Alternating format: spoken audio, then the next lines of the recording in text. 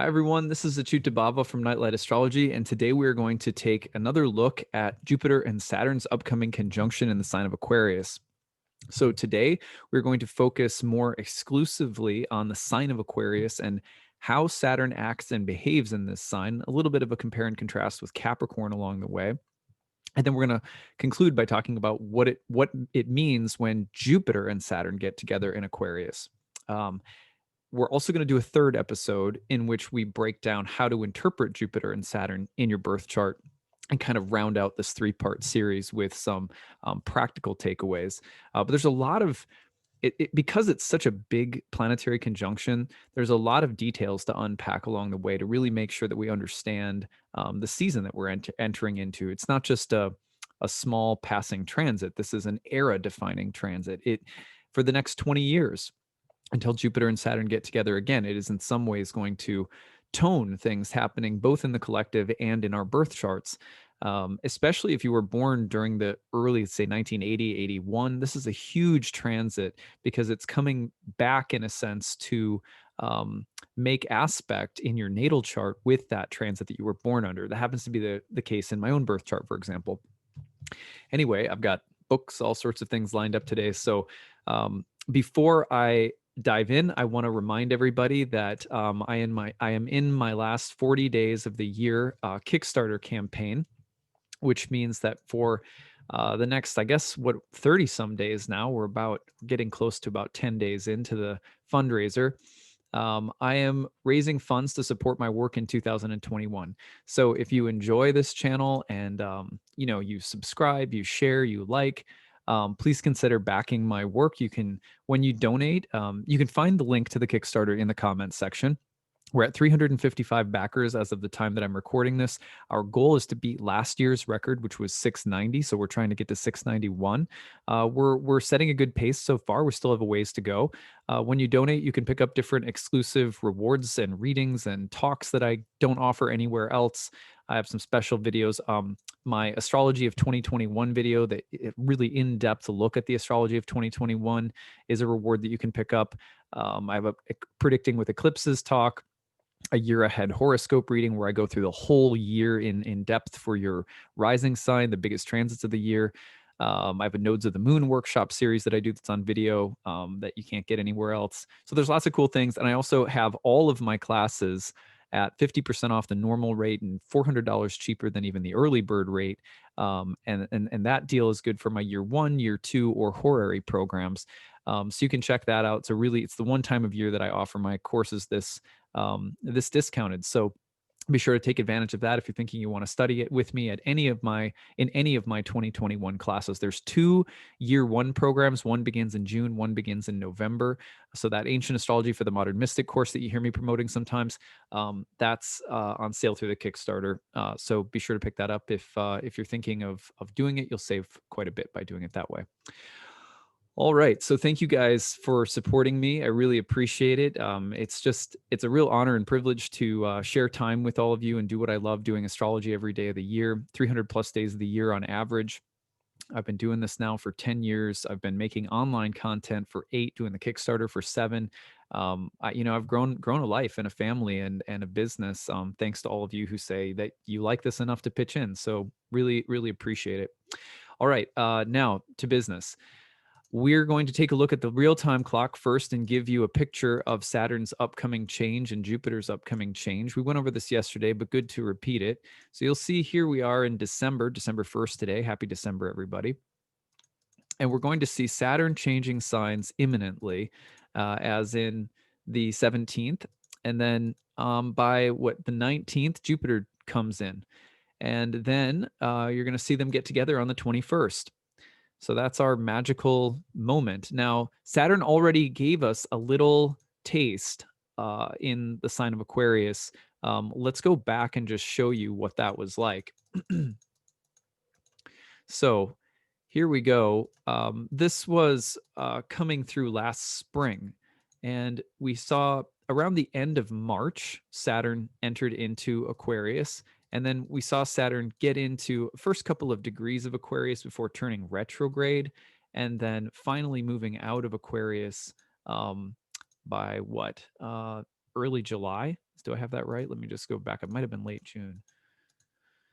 Looks like it was right at the very beginning of July. So we had a little taste of it, right? And if you go back, just so that you guys can see the last timeline, which we'll visit today in part, you're going to notice that Saturn was also in Aquarius. Here we go. Where am I? Okay, here we go. So Saturn entered Aquarius in 1991, the spring of 91. Spent some time retrograding backward, came close to dipping back into Capricorn. So it goes 91 all the way to, let me get to the end of it here. So about 93, you're going to see here, you can see Capricorn, you can see Saturn, excuse me, entering Pisces in May of 1993. Of course, you're going to get a retrograde, goes back into Aquarius, and then finally it's going to leave Aquarius for good. Sorry, I'm going really fast here. By January of 1994. So you get that kind of 91 to 94 range with a little back and forth out of Pisces in the middle.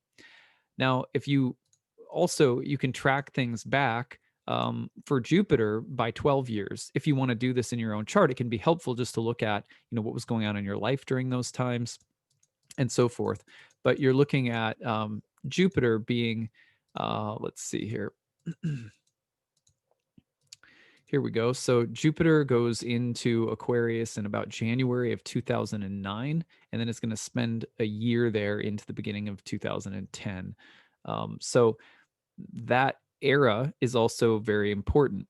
And you can track it back every 12 years. You can kind of go backward and see the recurrence of Jupiter in the sign of Aquarius.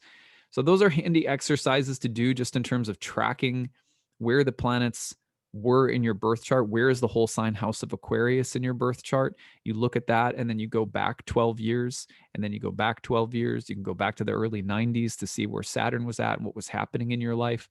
For example, I'll just move this and show you what it looks like in my own natal chart and give you some examples just so that it can kind of warm it up for you if you want to practice this, on your own. Let me just take out everything so it makes it real clean to look at here. So here's 2009 into 2010. So it was during this time as Jupiter was in, I'm a Taurus rising, so I have Jupiter in the 10th whole sign house last time around.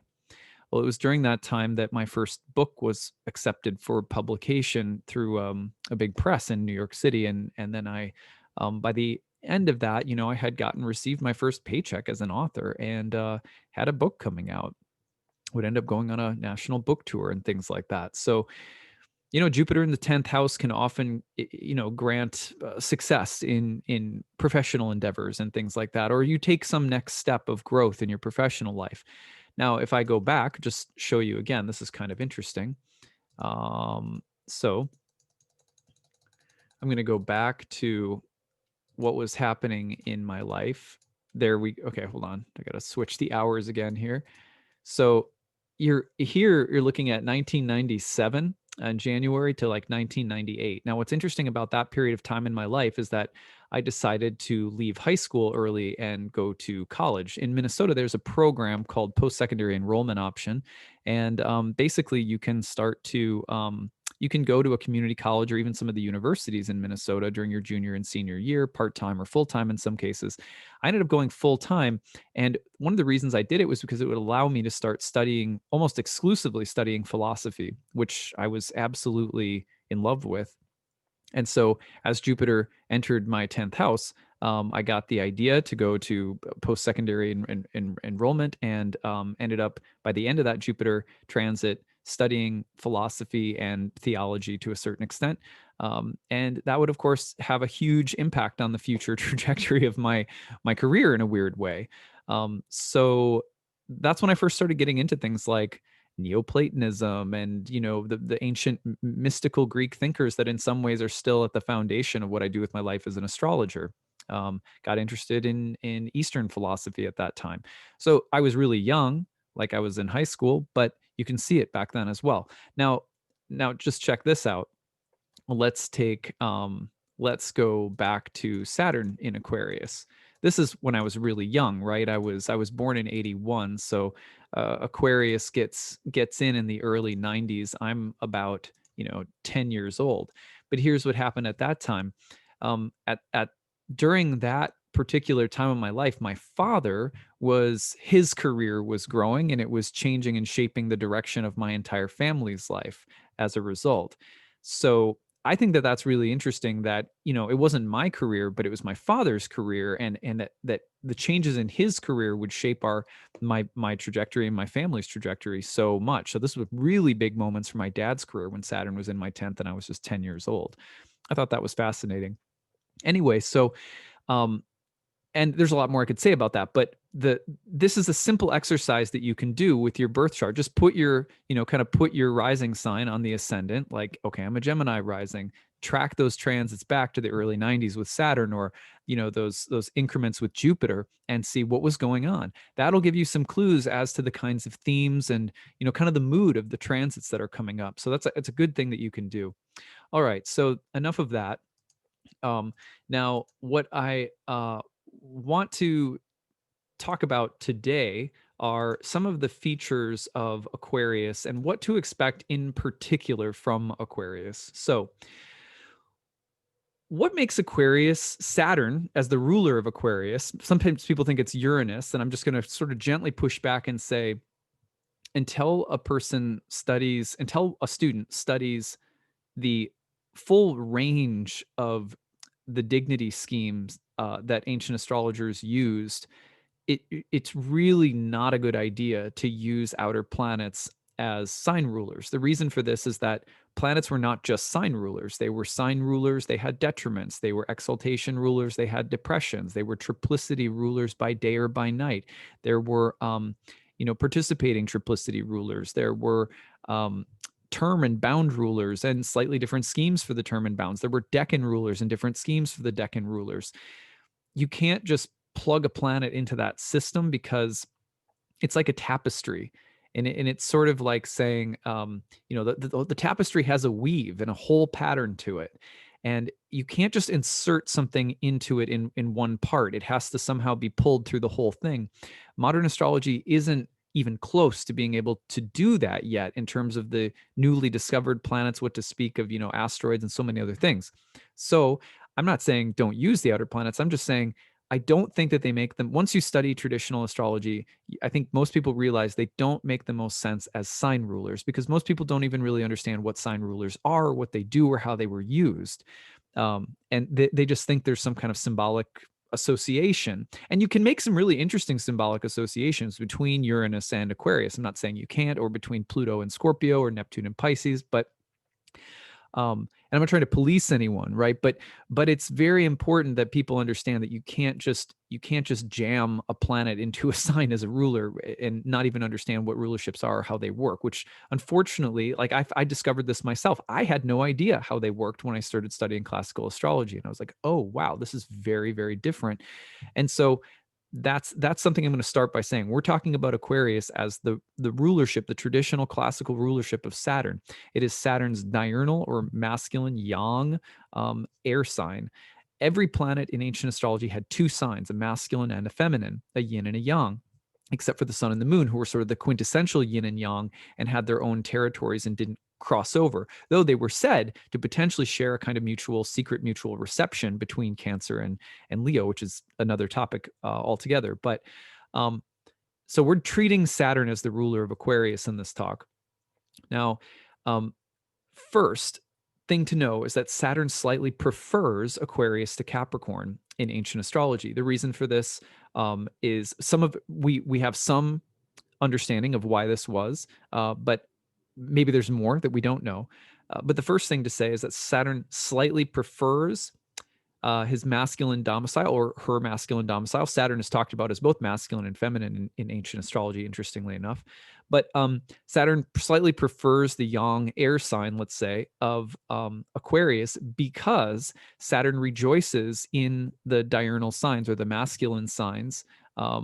And is part of the daytime sect of planets. It means that Saturn sort of, you almost get a better Saturn, or you get more of the, let's say, exalted Saturn qualities when Saturn is in daytime signs in a daytime chart on the same side of the sun as the sun, oftentimes more oriental in its disposition, meaning rising in the east before the sun, or easterly in a general sense. So those are conditions, the rejoicing conditions that will make Saturn really happy. So Saturn slightly prefers this masculine. This is his domicile. This is his own sign, part of the daytime sect of planets, a masculine sign. All things that make Saturn happy. Now, Ptolemy issued this really interesting statement that the rationale that he gave, which we don't know if it was the original rationale or not, but Ptolemy, because Ptolemy comes a little later in the tradition, right, in the early part of the Roman Empire, or the early part of the Common Era in the Roman Empire, Ptolemy says that it's because Saturn as a planet is excessively cold and dry, and the daytime qualities of the sign, or the daytime qualities associated with Saturn bisect, are there to sort of compensate for and sort of warm Saturn, which gives you something a little bit better than cold, dry, excessively cold and dry. So there is, first of all, another thing that's really important is that Saturn is the triplicity ruler of the air signs by day as well. Whereas Capricorn's triplicity rulers, Saturn's other signs, are Venus and the moon. And you get it's a much more feminine expression. It's cooler, it's darker, it has the more nocturnal qualities associated with it, and those qualities were said to sort of exacerbate Saturn's more cold and dry nature, that makes it kind of, it's already excessively cold, and you put it in cold signs and so forth, and it doesn't do as well. There is no cooperative ruler of Aquarius that Saturn has to, in a sense, work together with. Whereas in Capricorn, you have both Saturn as the domicile ruler and Mars as the exaltation ruler. That anytime that you see signs that have cooperative rulers, it's also a sign in ancient philosophy. The the duality of rulers implies something that's more feminine, whereas the singularity of rulers implies something that is more masculine. So you get one ruler in a sign, and there's some interesting exceptions in the zodiac where you have masculine signs that have two rulers, like Libra, for example, or Aries. But those are very specific, and there's specific exceptions that play along in a deeper rationale, which I've given talks about at conferences in the past and things like that. It's a really interesting esoteric reason why a few masculine signs show the duality of rulerships, which would typically be understood as more feminine. Exaltations themselves as a dignity category are really more feminine, or lunar, you could say, in a yin yang sense. So at any rate, Aquarius has no joint ruler. Aquarius is the sole rulership of Aquarius is Saturn.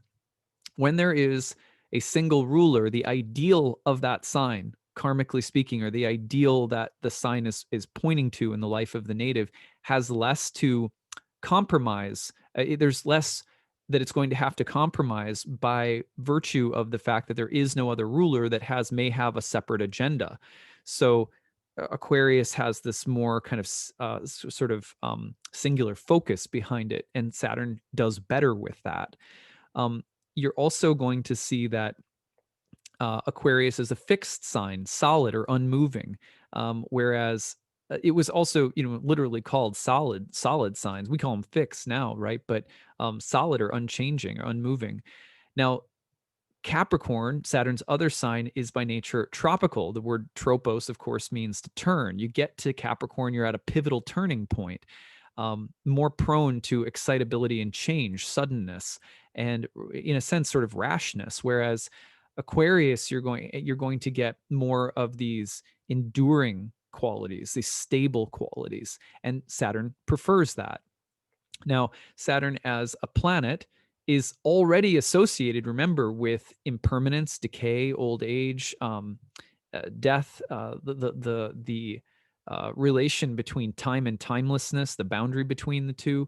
And so it's bolstered a little bit by being in a fixed sign in this regard, that where Capricorn tends to exacerbate the extreme tension between, death and life, or time and timelessness. And there's more of almost like a fundamental, um, there's a much more dynamic tension between those opposites in a sense. Now you could argue, and I will argue, that Aquarius has its own tensions that are just as difficult and challenging in some ways. But we'll just say for now that you're going to see a more stable version of Saturn in a sense, which has some good and some bad to it. But it's just, it has less of that kind of dynamic flashpoint tension of that Capricorn has. And remember, the feminine signs in general were thought of as more changeable, more fluxional. They represent change, and movement and instability in some sense, both good and bad. And so the yang, while the yang is typically more sort of static or stable, there's good and bad to that too, which we're going to explore in a minute. So that's just a little technical background as to why Saturn in Aquarius might be a little bit happier, or was considered by ancient astrologers to have slight preference for its airy masculine domicile. As someone with a Capricorn moon, of course, I'm like, well, I'd take my Capricorn moon all day compared to an Aquarius moon, because I'm biased, right? But and those of you out there who love Capricorn, this is not to hate on Capricorn at all. It's just kind of just trying to explain some of the philosophical justifications for that ancient doctrine. All right, let's talk about the archetypal seasonal quality of the sign of Aquarius. Remember that part of the zodiac is rooted in a lot of the way in which the zodiac works is, first of all, to tie signs to whole sign houses. The houses were thought of as places that pinned heaven to earth. So the houses are really the earthly dimension of the chart. That's where you actually kind of feel the planet Earth as its own entity in the language of astrology. It's through the houses, because they're connected to our visual realm, our sky, our horizons. And the four angular whole sign houses sort of were thought of as like stakes that pin the sky to the earth. And as such, one thing that was also really important is that angular houses have a kind of affinity with fixed signs, which we wouldn't think of because we're used to the 12-letter alphabet, which thinks of the house 1 as Aries, house 4 as Cancer, house 7 as Libra. And so we in modern astrology, we think a lot of the tropical signs, but in ancient astrology, the signs that were more similar to those foundational places of the first, 10th, 7th, and 4th houses that sort of pin heaven to earth in a birth chart were the fixed signs. So they were thought to be the more anchoring places, because that during those parts of the solar year are archetypally understood, not so literally. It's like a symbolic language. So you can use this language regardless of whether your seasons line up with the northern hemisphere or not, because it's a symbolic language. But the way that they were mapping it out in part had to do with the fact that the fixity of these signs comes during the middle of one of the 4 seasons. And it's not that the weather is stablest at that time of year. It has to do with the quality of light. It's a system that's not so much based on the weather as it is based on the alternation of light and dark in the solar year.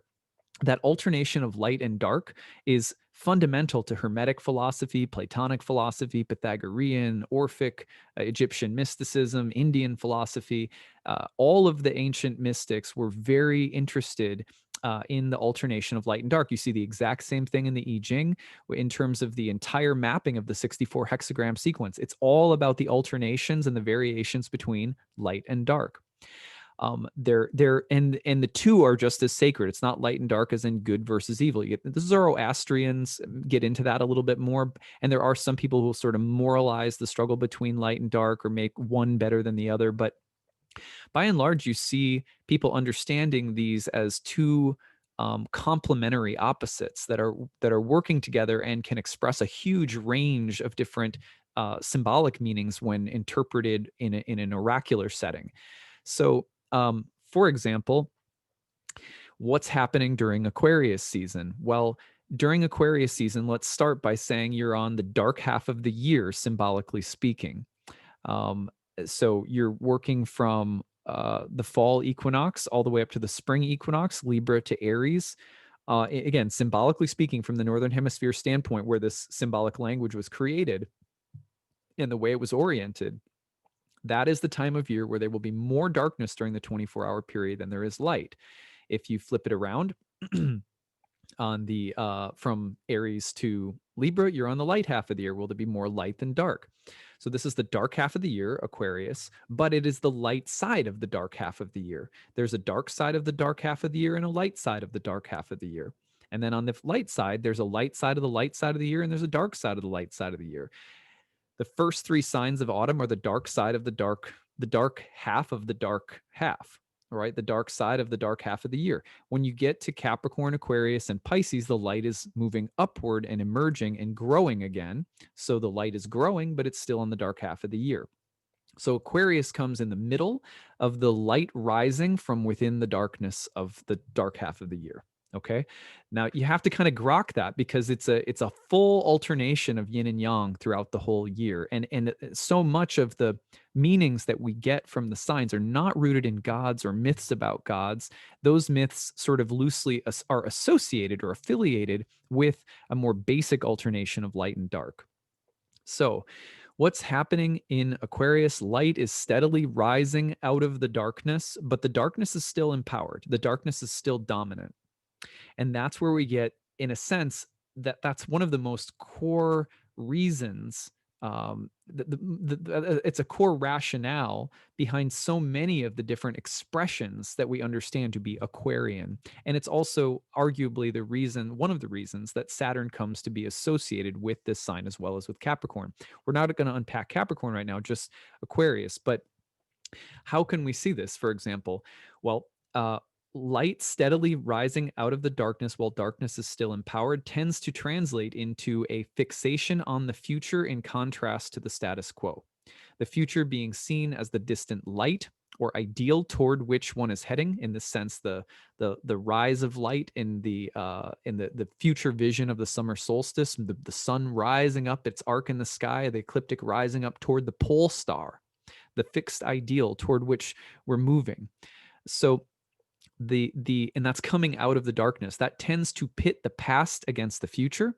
It tends to pit the status quo against a future ideal, invention, technology, something that takes us out of the ignorance or darkness of what is into a brave new world, a bright new future. That's sort of where this comes from.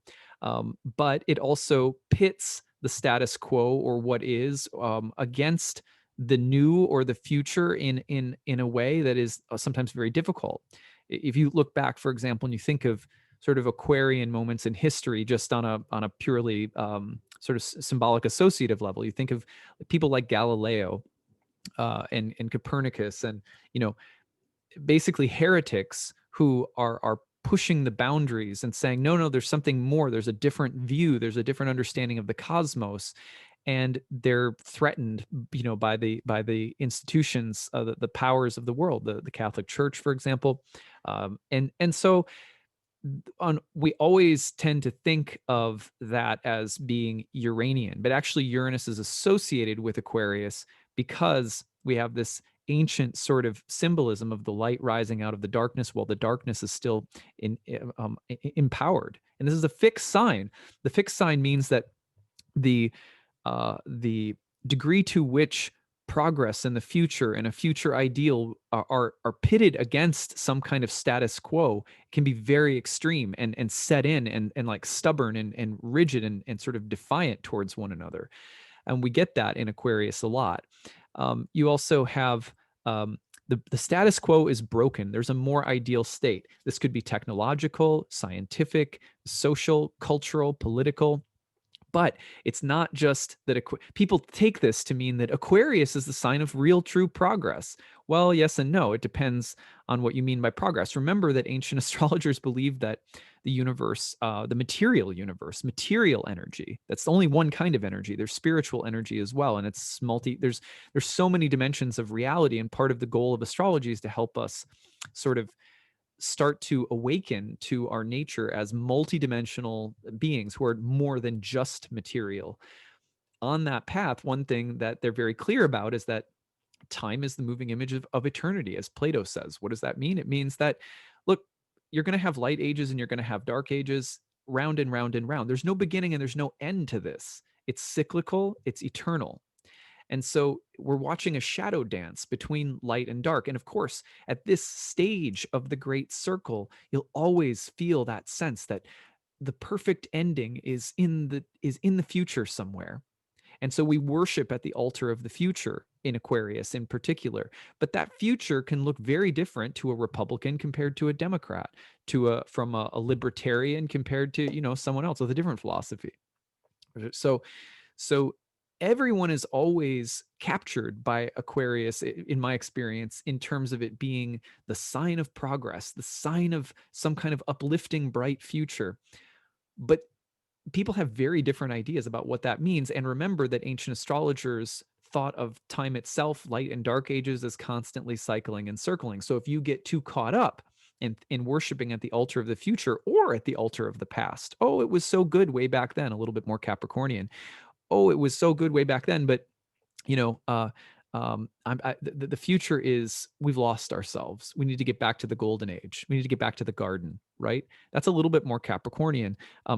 Aquarius tends to be more about, you know, we're lost right now. We've been lost in the past, and it's a progressive path toward enlightenment in the future. It's very, in a sense, much more masculine and sort of linear, and can be very sort of cold and rational and linear in how it views progress and change, which is a problem when you consider that that the soul is by nature timeless, and that even the material energy is moving in circles and cycles and is itself a reflection of eternity, meaning that time is in a sense timeless. It's like it moves in circles forever without beginning or end. So how do we deal with the tension between what is and what we wish to be in the future if we know that the future is also going to be impermanent and that these cycles will just keep going? So that changes things a little bit. It's sort of like saying, look, I have to learn how to be an idealist who moves toward a future with good intentions or with virtue and with the sense that things could get better.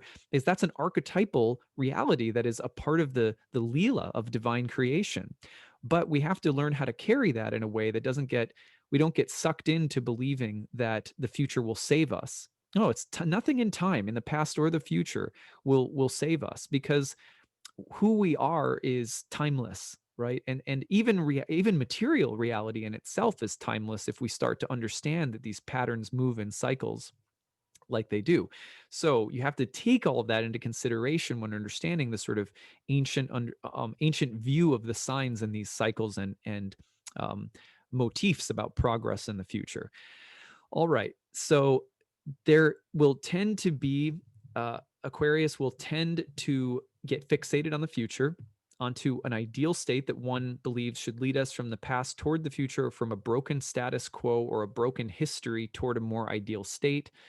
Even the idea that we fell and that we have to redeem ourselves somewhere in the future, become the highest version of ourselves.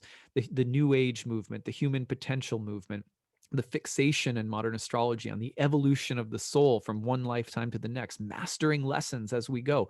Many of these themes are very Aquarian. But you have to, again, remember that circularity, remember the timelessness, because otherwise dogma sneaks in, and that's kind of a dark side of Aquarius.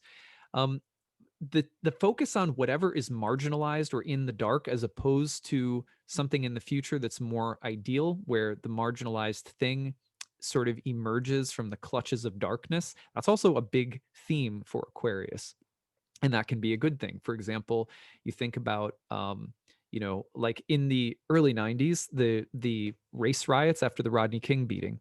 And there's many other things that were in the early 90s. The internet's taking off. So there's the technological progress, cultural, political, social, civic rights, etc.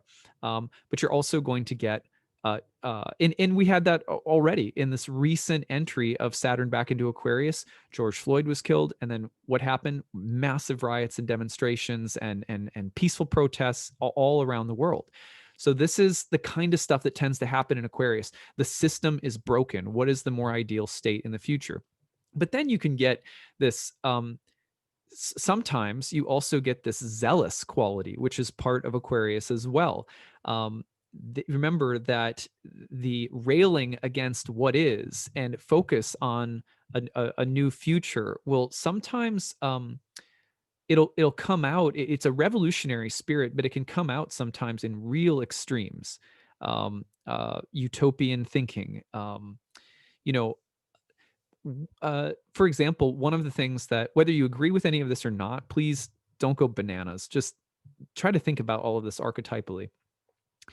When when you see sort of systemic historical issues, for example, in how police officers deal with people of color, and then you see the call for change, and then you have also voices saying abolish the police, and then you have people being like, whoa. And maybe they don't understand exactly what's being meant by that, or maybe they don't understand that a call for reform is being made, or maybe it should have been, maybe the call for reform should be stated differently. I'm not trying to make any kind of statement here. I'm just saying, can you feel it? As soon as you get into this, you start feeling the tension between preserving the status quo and demanding change. And another thing that you have to be careful of with Aquarius is this desire to abolish something that is in favor of what is new. And that can get really crazy. Like, you have a history of like really strong Aquarian signatures with like fascist dictators and like the extremes of like political and social and cultural sort of brainwashing and it gets like George Orwell was born with Saturn in Aquarius, right? So it can get really dystopian, is what I'm trying to say. And as someone who lives in the Twin Cities here, I've had the experience already since being here of talking to a range of people and seeing their reactions to having stores destroyed versus seeing really positive change and growth. And so you're going to get a handful of both of that, the destructive side of railing against the status quo that's truly just destructive and not constructive and not helpful.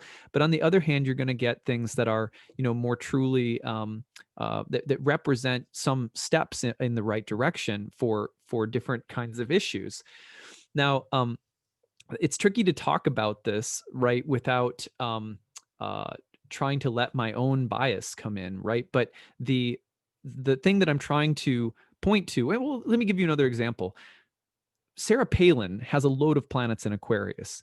Now, there is someone who, when she came onto the scene, there was, she's going to be the vice president to, what was his name? McCain.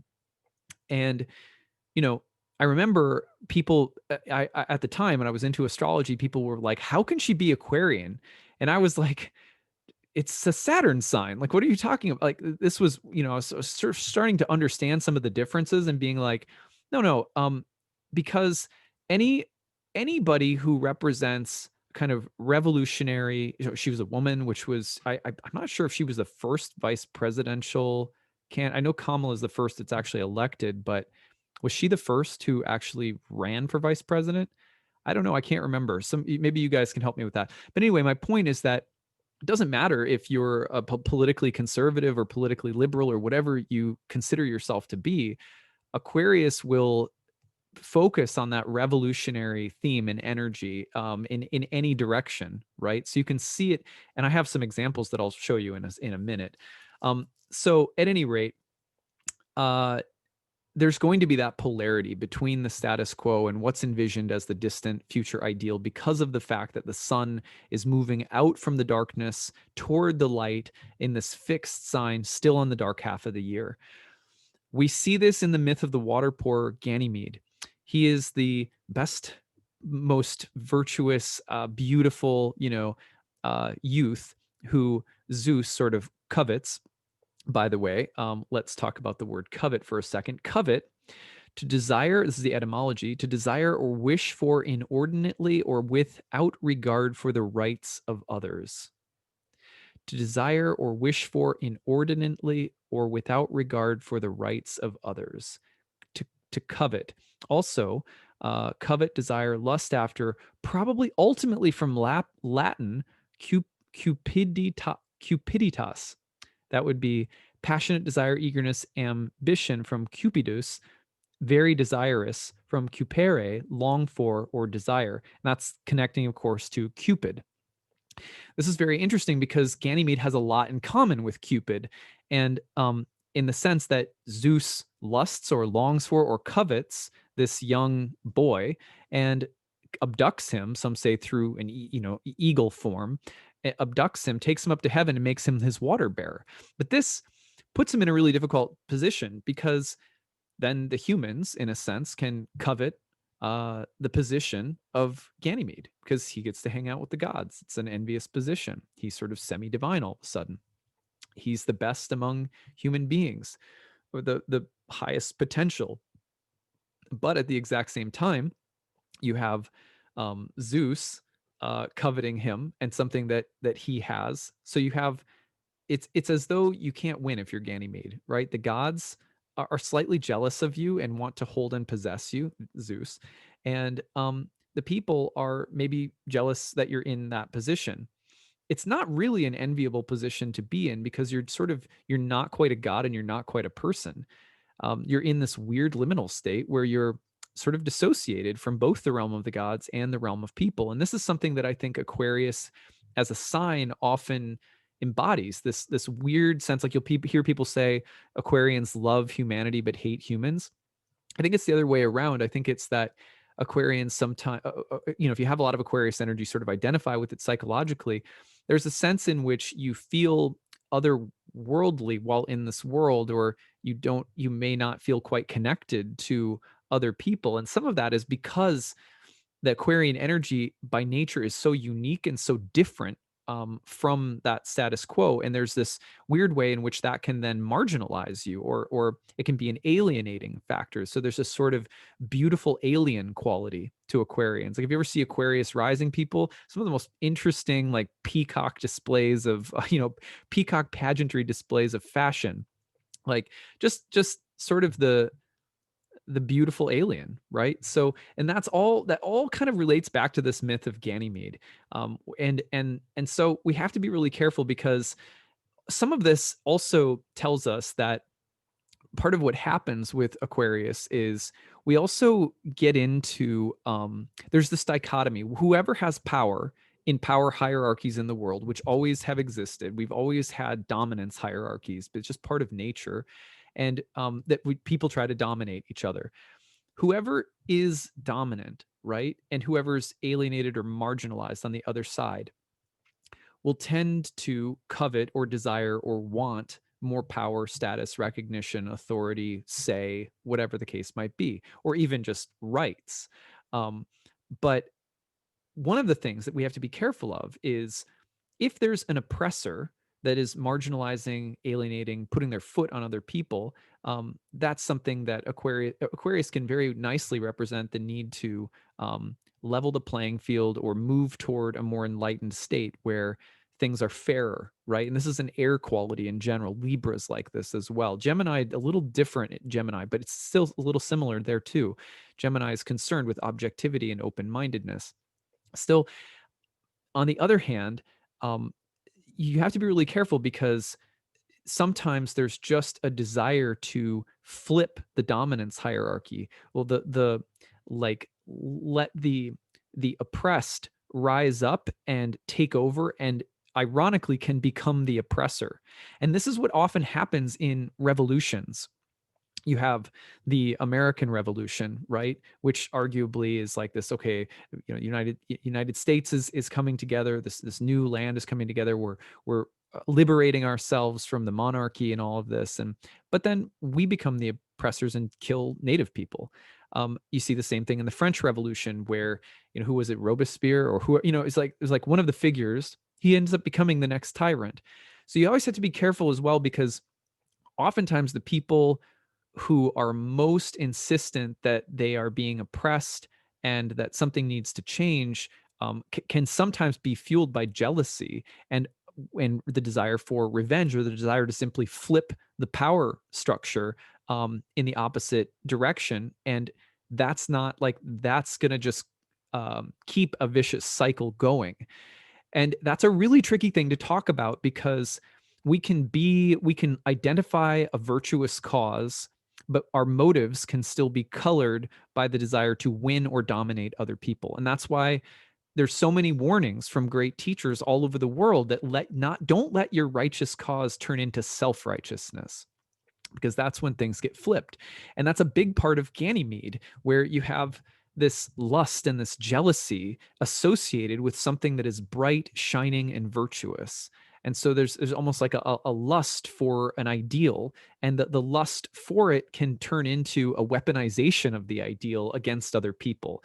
And I think that that is part of why, as someone who admittedly is more liberal politically speaking, but I understand, I think that that is part of why there is a really big polarization or division in our country right now, because part of what we have to understand is that it's not our motives are not pure and spotless and good just because you're a liberal. You know what I mean? And I think that liberals tend to think that about themselves. There's a lot of like really covert self-righteousness on the side of liberals.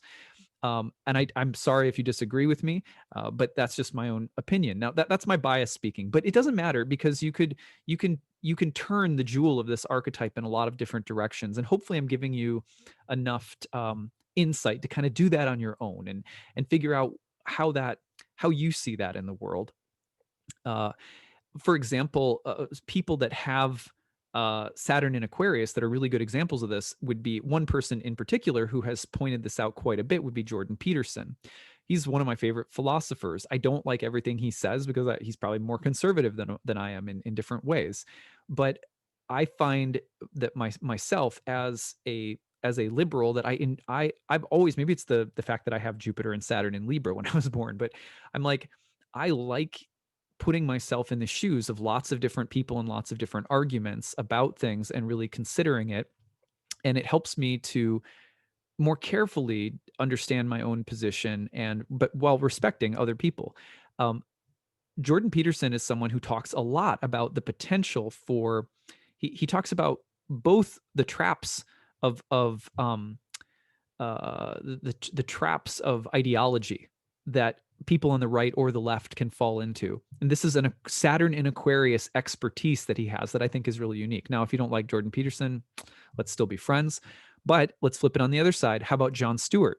Jon Stewart is arguably kind of on the opposite side of the fence in some ways from Jordan Peterson. It has a similar kind of vibe, though, as a kind of satirical, social, political philosopher. He's like the high priest of satire in some ways. So, and his views are going to be very different from Jordan Peterson's, but notice how they're both Saturn and Aquarius. They are both masterful when it comes to understanding the underlying current of social ideology. And that's all, and how there can be different intentions, selfish intentions underlying good motivations, and they both have a way of picking those apart.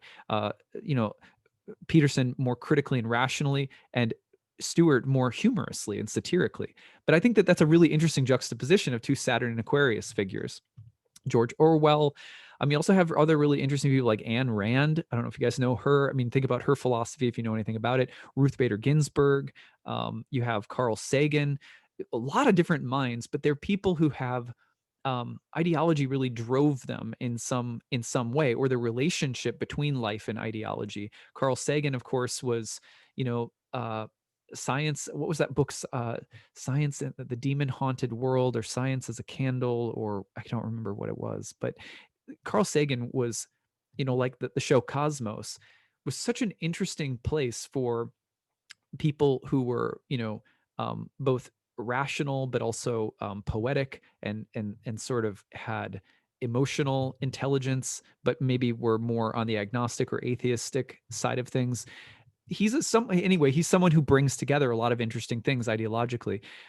You have other people who have like that, they carry that sense of being the sort of brilliant outsider, like Nina Simone, who had it in her first house, or Tori Amos, Mozart, Miley Cyrus. Also, you have people who are this kind of crazy visionary utopian thing that's actually more dystopian, like Charles Manson, depending on if you think Amazon is a good thing or not, Jeff Bezos, Michael Jordan.